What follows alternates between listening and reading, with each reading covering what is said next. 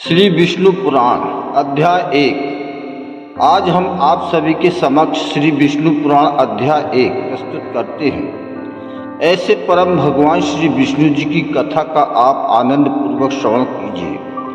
आपके जीवन में मंगल ही मंगल होगा। सूत जी बोले, एक समय प्राचीन काल में मुनिवर पाराशर जी निष्कर्मों से निवृत्त थे।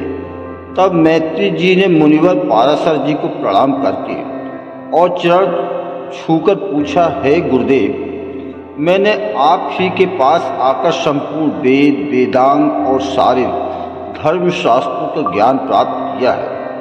हे मुनि श्रेष्ठ, आपकी कृपा से मेरे विपक्ष भी मेरे लिए यह कदापि नहीं कह सकेंगे कि मैंने संपूर्ण शास्त्रों के अभ्यास में परिश्रम नहीं किया। हे धर्मज्ञ, हे महाभाग, अब मैं आपके मुखारबिंद से यह सुनना चाहता हूँ कि यह जगत किस प्रकार उत्पन्न हुआ और आगे भी दूसरे कल्प के आरंभ में कैसा होगा, तथा हे ब्राह्मण, इस संसार का उपादान कारण क्या है। यह संपूर्ण चराचर किससे उत्पन्न हुआ है। यह पहले किस में लीन था और आगे किस में विलीन हो जाएगा। आप मुझे यह बताने की कृपा करके इस जगत में भूतों का परिमाण, समुद्र, पर्वत और देवता आदि की उत्पत्ति कैसे हुई, पृथ्वी और सूर्य का आधार क्या है, चारों युग का विश्लेषण क्या है, प्रलय किस स्वरूप में होगा, चारों युगों के सारे धर्म, देवर्षि और राजाओं के चरित्र बताने की कृपा करें एवं व्यास जी के रचे हुए वैदिक शास्त्रों को रचना, ब्राह्मण के वर्ण तथा ब्राह्मणों द्वारा बनाए आश्रमों के धर्म के बारे में ज्ञान दें। मैं आप ही की कृपा से मैं यह सब जान सकता हूँ। श्री पाराशर जी बोले, हे सूत जी, मेरे दादा श्री वशिष्ठ ने इस प्रसंग का वर्णन किया था। यह प्रसंग याद दिलाने के लिए तुम धन्यवाद के पात्र हो। मैंने उस समय पर यह सुना था कि मेरे पिताजी को विश्वामित्र की प्रेरणा से एक राक्षस ने खा लिया। तब मुझे बहुत क्रोध आया था, इसलिए मैंने उस राक्षस का वध करने के लिए यज्ञ का आरंभ किया था।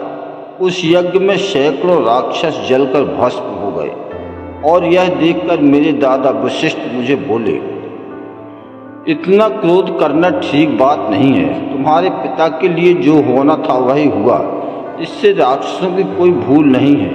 इस संसार में कोई किसी को नहीं मारता, सब अपने कर्मों का फल भोगते हैं। क्रोध मूर्खों को आया करता है, बुद्धिमानों को नहीं।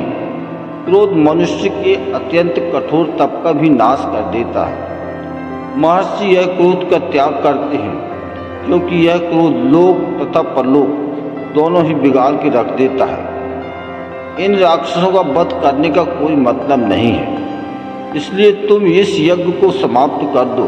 क्षमा देने में ही साधुओं का कल्याण है। महात्मा वशिष्ठ के इस प्रकार पौत्र को समझाने पर मैंने यज्ञ को संपन्न कर दिया और मेरे दादाजी प्रसन्न हो गए।